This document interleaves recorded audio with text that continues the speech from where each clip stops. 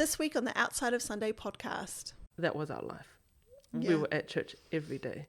Because everyone was so close, there was a fall in the church, a big one. How did you get through it? I walked away. Wow. Completely. You know, when you're drinking every weekend, 4 nights in a row, it's like, you're not happy with your life. And I just bawled my eyes out. Wow. Yeah, because I knew that God was real Yeah. and that he was a personal God. He loved me personally, and I Yeah. didn't have to be riding on someone else's faith Yeah. to be loved by him. Yeah. Yeah.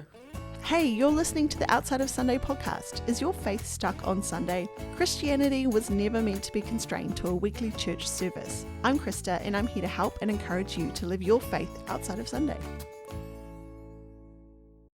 Welcome everyone to this episode of the Outside of Sunday podcast. Today we have my friend Kathy, who is not super nervous, like at all.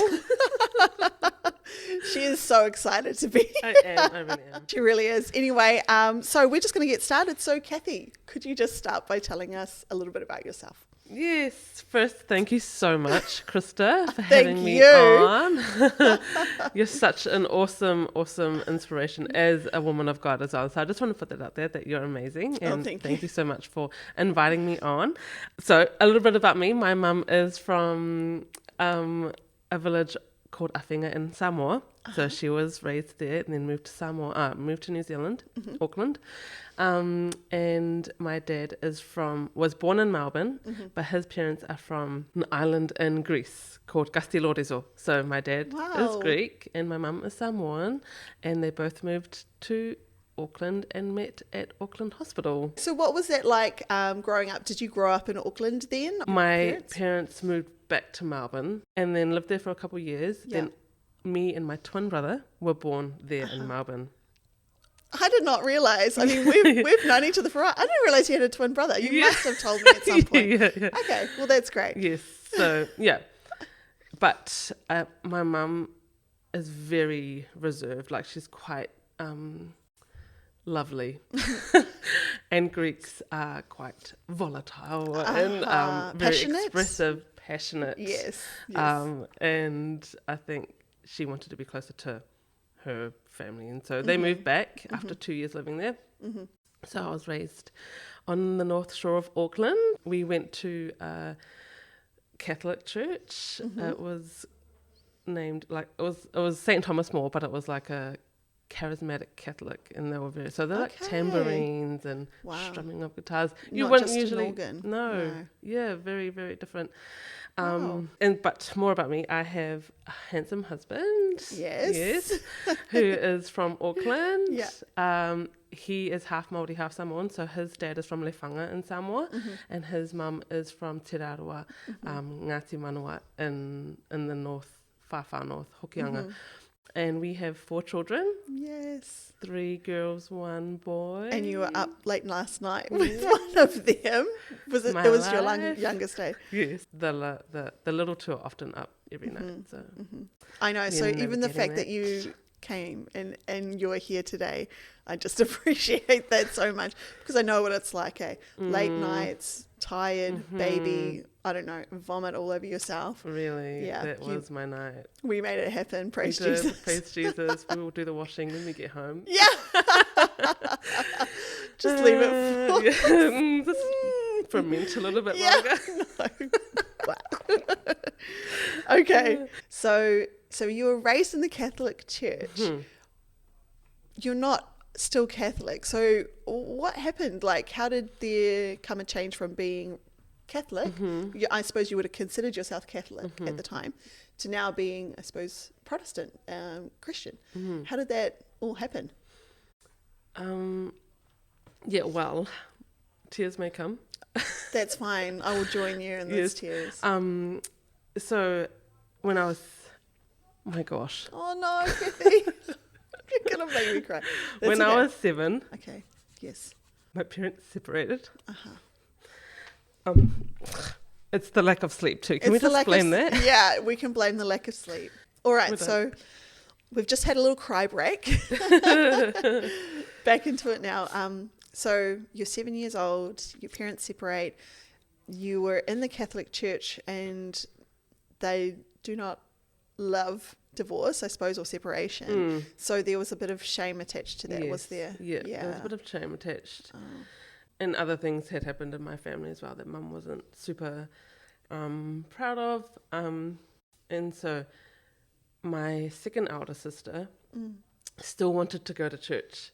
Okay. She still, had a, I guess we all within ourselves knew that there was something greater. And so she would take me and my younger brother along with her to another Catholic church down the road. Yeah, so we started going there, but then she met a guy. She met a guy. Okay. And then she got married. Okay. And they moved out to South Auckland. Right. And at that time, I was end of primary, intermediate.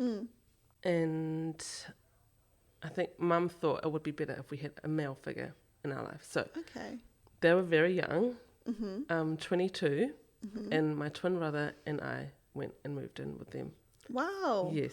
Wow. Yes. So they raised you from like In our high school years, in high our very school, formative intermediate. years. Yeah. Wow. What was that like? Like Yeah. being raised by a 22-year-old? Well, Yes. not from when you're little, but from that high school age. Yeah, well, the beautiful thing that came out of that was that he was going to a Baptist church in Otara, Bible Baptist church.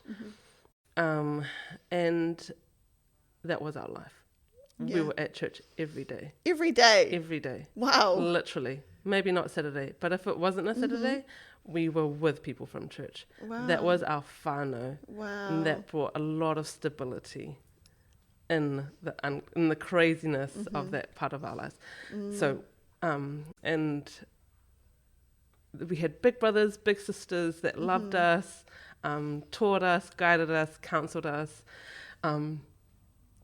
Every Monday was prayer meeting, Bible study on a Wednesday, awanas, like learning Bible in intermediate age, which was called awanas. Like it's an American Not heard learn of the that. Bible. Okay. Yeah, it was really good. And then we were also in a choir, so we had choir practice, and then we had youth. So we just had stuff on all the time, but it brought a real consistency and stability in that time, as I said. And we got really close. Every summer was spent at camp.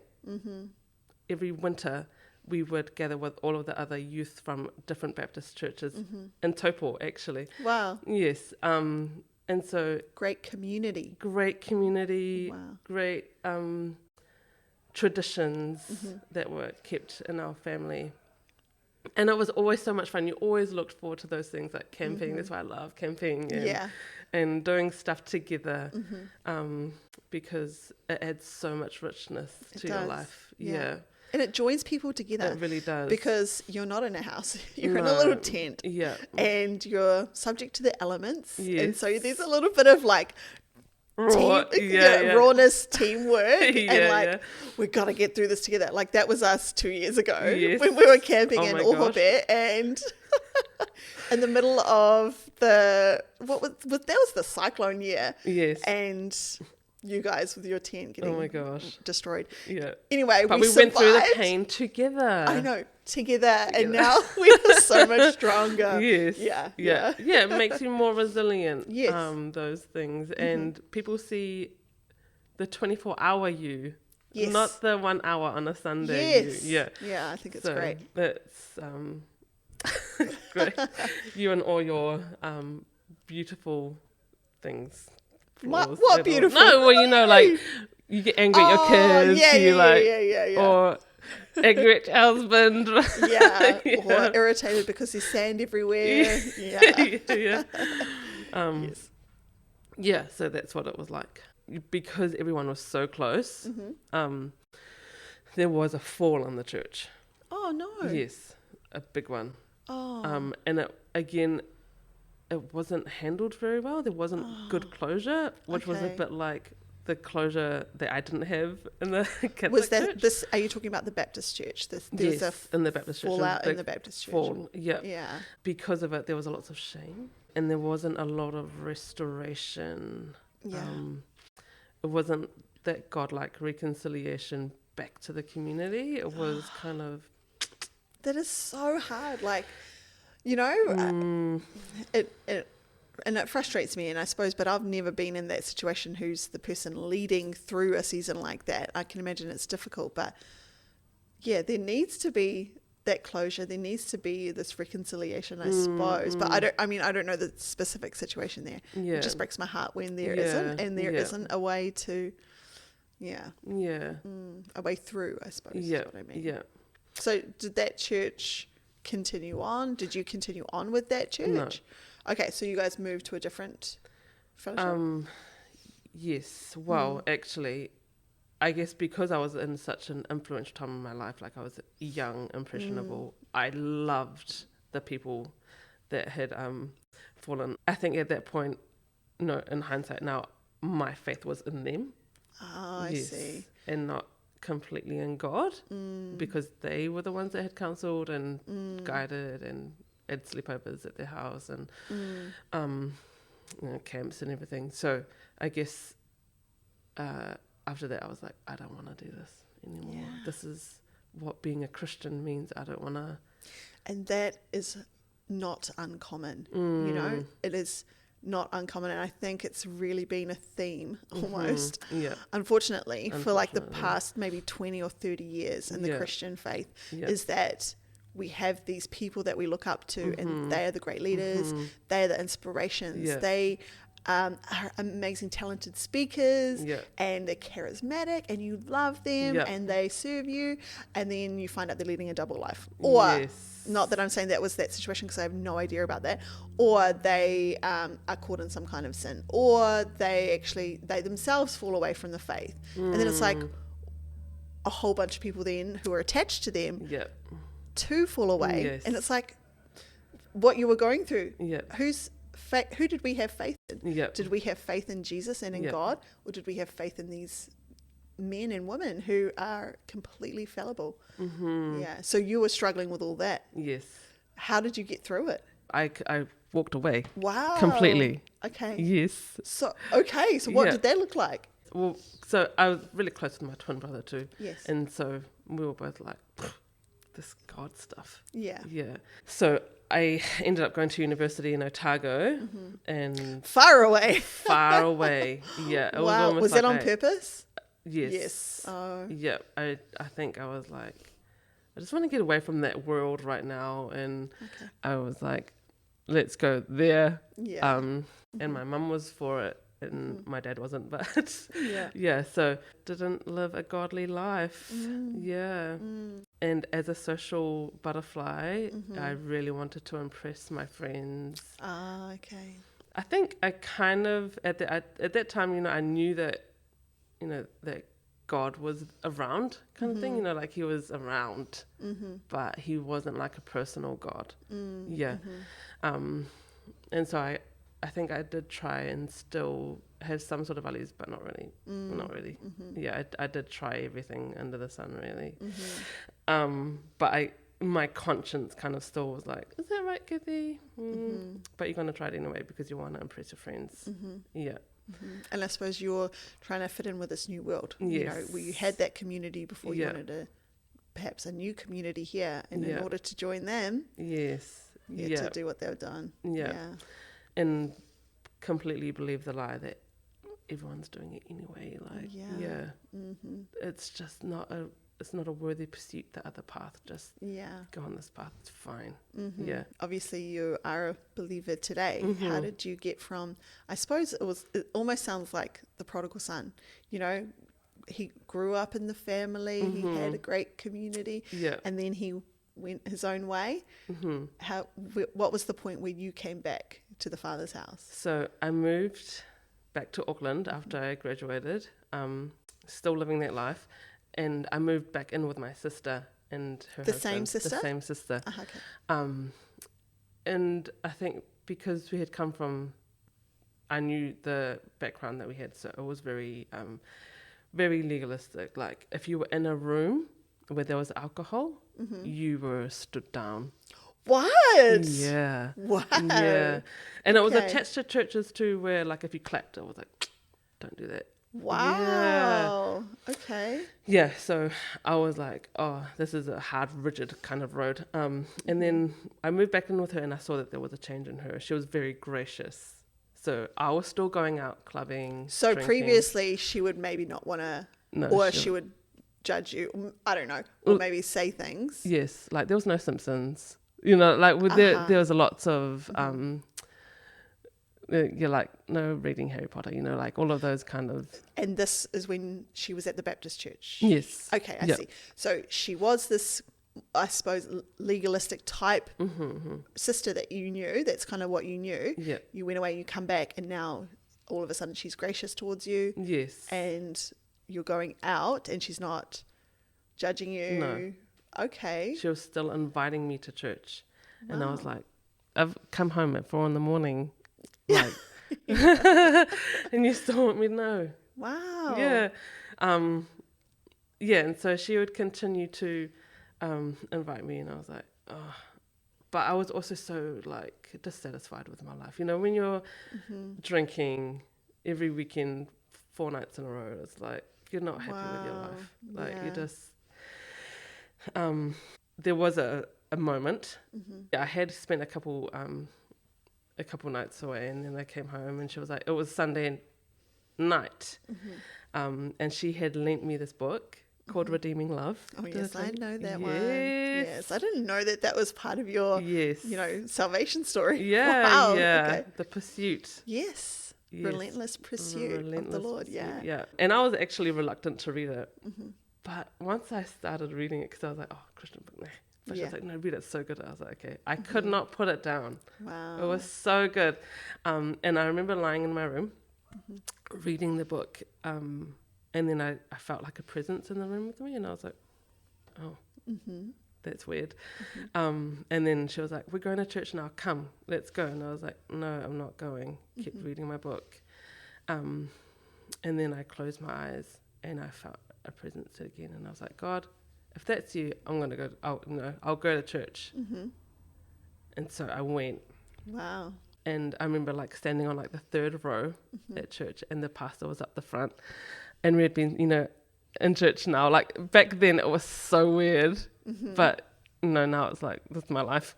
But back then, like third row, and the pastor's like, "Come on, let's dig in, let's sing this again." I was like, "We just sung that line 20 times. Why are we gonna sing it again?" And then I closed my eyes, and I felt that same presence. Wow. In that moment, and I just bawled my eyes out. Wow. Yeah, because I knew that God was real, Yeah. and that He was a personal God, and He personally invited me to church. So, yeah, and it was a journey from that moment. But I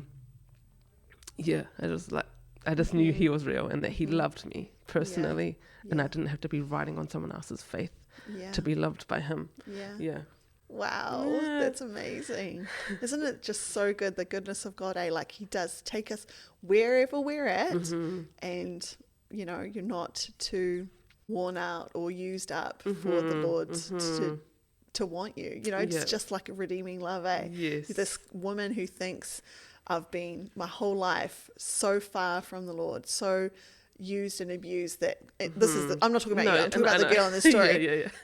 But the pursuit of just the love of God, Yes. Hosea's wife, Yeah. Yeah, wow. Okay, so you were living with your sister, you had this encounter with the Lord, something is happening inside of you. How did your life change after that? Because, I don't know, did you continue with that lifestyle, or did there come a point where you're like, I can't keep this going any longer?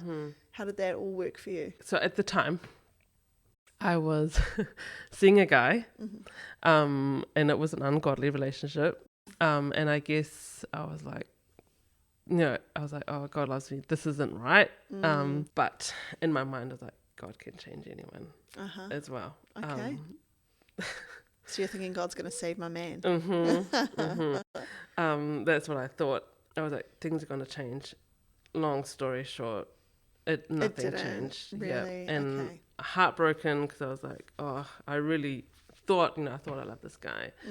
But it was such an undefined relationship. And it was great because I had women in my life at that time at church who would speak truth. Uh-huh. And I really appreciated it. Really appreciated it, because I was like, everyone else is like, it's fine, you know, this happens. Yeah. You love him, go with what you feel, you know. Yeah, the opposite of what the Bible Yeah. says. Yes. Don't trust your heart. Yes. Deceitfully wicked. Yes, exactly. So I think then I was like, I'm going to go from their strength, and I'm just going to do it, because I trust that they have my best interests in heart, and I'm obviously blinded by what's really going on. So that happened. And then I had another instance where I was trying to like convince my friends who from university that, you know, I'm going to start going on this journey of, I might even go to Bible college. They're like, what? Yeah. What do you mean? No, don't do that. They had all been like, I heard from church, they're like, don't do it. So literally spent like a few days with my friends getting drunk and telling them like, but after that weekend, I had an encounter, a bad one. And that was when I decided, I'm not doing this anymore. I'm not gonna. What do you mean a bad encounter? Do you mean like the Holy Spirit convicted you? Or do you mean like you both experienced some demonic something? Yes, both. Okay. Do you want to talk about that? Yes. So I came home. So I was in Wellington, where I'd spent a few days with my mates. Still great mates. They're still awesome. I still love them. And then I came up to Auckland, and my brother-in-law, who had been fighting his own demons. Okay. And my brother-in-law had come back off a camp, a men's Christian camp, and my sister had been praying for him, like he needs to be delivered. And then I came back, and he was different. My brother-in-law was completely different. Wow. He had been delivered of whatever he was facing. And I went over to their house. This is going to sound really weird. It's fine. Okay. I went over to their house. Okay. And they had a dog at the time. Okay. I feel like the dog served this purpose. Okay. The dog at the time would not enter the house. And while he was away, my sister had the house prayed through and everything. The dog had blue eyes. Okay. And I was like, this dog is possessed. That sounds... Really? Yeah. Okay. Yes. And I didn't say anything. I didn't say that to anyone. I walked in the house and I was like, oh, how is it? And my sister was just raving about how, you know, he'd been delivered and stuff. And I was like, okay, cool. I went home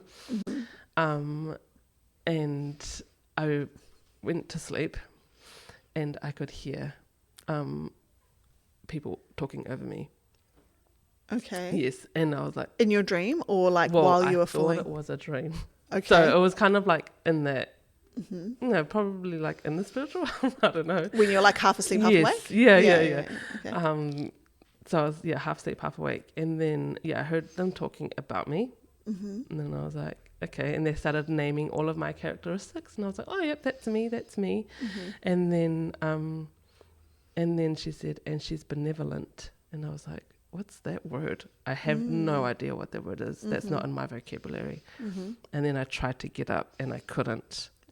Wow. And then I opened my eyes and I could see a little girl.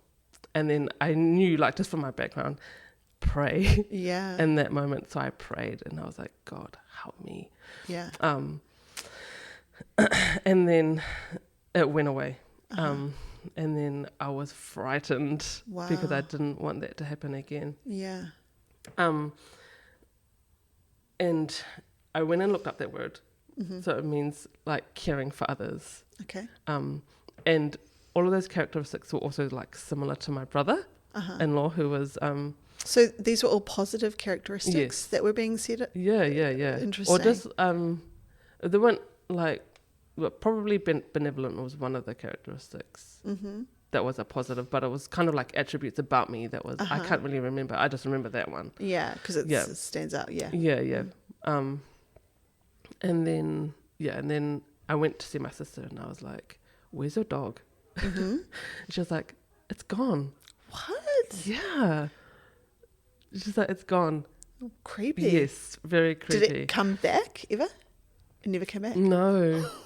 I know. Yeah, It was very weird. So like weird. Take it how you want. Okay. It's my story. But then that kind of made you put your kind of foot down in terms of following Jesus. Yes. Well, Yeah. I was like, something spiritual is going on here.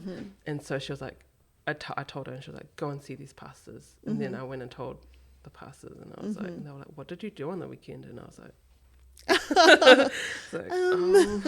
and I didn't even say anything. They knew. They knew, yeah. And then they were like, when you do that, it opens up doors to the spiritual. And then they were like, have you been baptized in the Holy Spirit? And I was like, no. And I was like, and I do not want that to happen again. And so they baptized me in the Holy Spirit, and it was that moment I was like, I'm not dabbling in that anymore. Praise the Lord. Choosing the straight path. I'm not gonna be like, yeah, let's try this. I can do both. No. Well, no. Well, that's the thing. It's almost like you were trying to be spiritual, but you haven't experienced the new spiritual birth, if you know what I mean. Like the Bible talks about our flesh man and our spirit man. Like you didn't have that spiritual baptism or rebirth or whatever it is to be able to even do it, because I think we can try in our flesh to be good enough. We can try in our flesh to be, what we think a Christian should be, but we can't do that. I can't be a Christian by myself just trying to be a Christian. It's a work of the Spirit. It's a work of the Holy Spirit. It's a work of Jesus, obviously. It's that turning from our old ways, and we cannot truly turn of our old ways unless we are born again of the Spirit of God, Definitely. So I think that must have been what happened when they baptized you in the Spirit. Yes. Now you are, God is with you, and you can do it with him in his strength rather than in your own strength. I mean, I'm just talking here, but is that making sense? Yeah. So what was different from then on, from being okay with just every now and then maybe going drinking or whatever with your mates to now being on a different path? What changed in your life? Yeah, so I guess, having the undefined relationship, and then realizing, so I guess realizing that life's not all about me, and I think I was very self-absorbed. Okay. Like before then, what can I get from this world? Or, how can I find the man that will provide all of my needs so I can live a life of leisure? And don't we all? Don't we all dream that? yeah. But that those things don't matter. The material things don't matter. And I think at that point I had chosen to give my heart to God, and I think once you do that, your heart changes. And my life verse, so I have like a life verse, Matthew 6:33, and it says, seek God first. Seek his kingdom first, and all other things will be added unto you. So that's right after he talks about, do not worry about what you shall wear or eat. And so, all of those things we do as humans, and we, still do it every now and then, but that is like my life verse is seek first the kingdom, and then so that's how my life kind of changed. And then I started to be like, okay, so how, and I knew the influential part, of my life was, or impressionable, was my youth. And so then I was like, okay, I'm going to become a youth leader, because I know how important this stage of their life is. And I want to live a good life to show that being a Christian is awesome. And Jesus is real. So I became a youth leader and was a youth leader for like 9 years. Wow. Yes, and did all of the things, like did the camping, and then we had conferences every year. And so all of that to kind of just plant seeds. And you never know how it will flourish, but that was, I think, my purpose for that time. And it still is, it's still, we are commissioned to go and make disciples. And so that's how, my life had changed at that time. And I found that way more satisfying as well. Compared to your, let's just say like your heyday of your past when you were at university and stuff, comparing that to what you were living through now, did it compare? No. No, and actually there was a year as well where that was kind of the same year. I had been to Rhythm and Vines, and I had been to the Sevens and I was like, oh my gosh, all these people are so awesome. Like, let's get drunk together. That same year, I went to Shout, which is our annual conference, and I was reluctant to go. Like, even the day before, I was at the bar with my mates, and I was like, so I was still kind of... It was in your time where you hadn't yet gone all in for Jesus, Yeah. And so there was also that had kind of accelerated me into living full on for God. But I remember thinking, man, this is where the Eagles are. Like, I had been to the Sevens and I had been to Rhythm and Vines, and I felt nothing. I felt no purpose, and I just felt everyone's just kind of everywhere. There's no purpose to their lives. They're just... I mean, I'm not judging anyone that's still doing it, but that's like, how I felt. Why are we there? Yeah, why? What is the purpose of that? And it's just, you always left feeling so unsatisfied. I can't put another word to it. And then when I went to Shout, I was like, man, like, I want to live a life on purpose. Wow. Yeah. Okay, so you are passionate about youth because that was a key time in your life. You're a youth leader for 9 years. Is that when you met your husband? Yes. How did you meet? Yes. So he had started, actually probably about 2 years after I started going to church, he had started coming to church. And he was on the same path, like, I'm done with that life. I want to live a life on purpose. And so I was like, okay, you've just come to church. And I didn't feel like he was, someone I wanted to be with. So you knew him before he started going to church? No. Okay, so he started coming along and that's when you first met? Yes. Yep. And his brother had put him on cafe to serve in the cafe. Reluctantly? Yes. But he was like, I want to come. He was like, I want to stop living this life. So he was like, whatever it takes, I'm just going to serve. Okay. So he was on the cafe, and then his brother was like, I'm going to put you on cafe. And I was like, I know what you're doing. You're moving the pieces. Yeah. But I was like, not happening. Yeah, so you weren't interested? No. Okay. Because I had a list. And he didn't meet that list? Oh my gosh, I made one of those lists. I totally did. And I really felt it too. So after probably a little while, I felt God be like, rip up the list. Wow. You are limiting me. And it was all like a few superficial things on there, which had limited. Moore wasn't older than me, so he's 2 years younger. And he wasn't a whole foot taller than me. So as soon as I ripped it, I looked at him with different eyes. Wow. Yeah, it was really weird. And so he was the first guy to ever ask me out face to face. Wow. Yeah. And I had prayed for someone. So in the end, I prayed for three things. Someone that would pursue me, loved God more than me, and was honest. And